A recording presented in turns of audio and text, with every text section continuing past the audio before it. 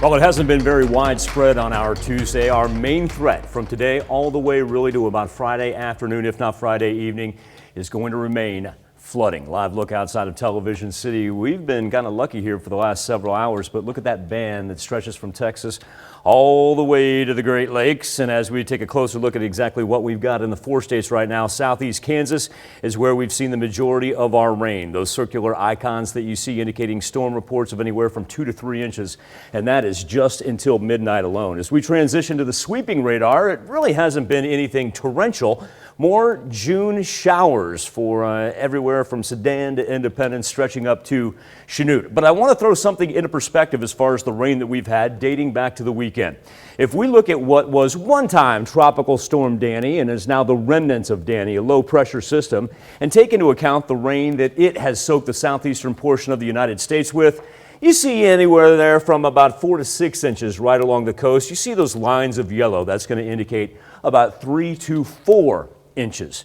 That's what we have in the past 24 hours. We've picked up more rain than the southeastern portion of the United States in one day alone. Now, if we were to transition this back to, I don't know, let's say Friday, we're talking about anywhere from 8 to 9 inches. As a matter of fact, drop down here into the Miami area just south of I-44, and that's going to be about 15 inches. That may overshoot a little bit, but yeah, about 15 inches of rain there since Friday.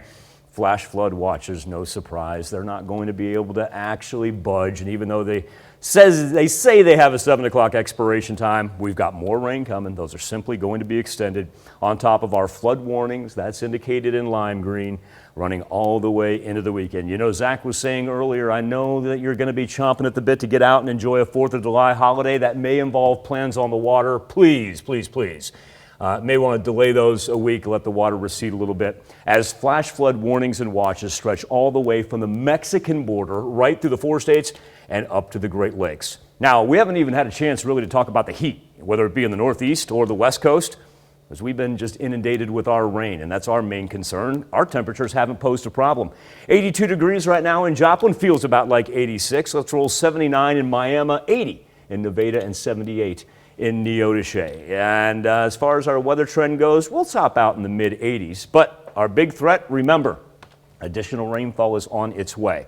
As it begins to gather this evening, we're not looking at anything severe, but it just keeps on coming through from Tuesday night into Wednesday morning, still dominating the western portion of the 4 states until it begins to spread east. Now, no severe thunderstorm risk concerns for the 4 states. It's simply being safe out there and knowing the flooding is going to last all the way into the 4th of July weekend. Zach?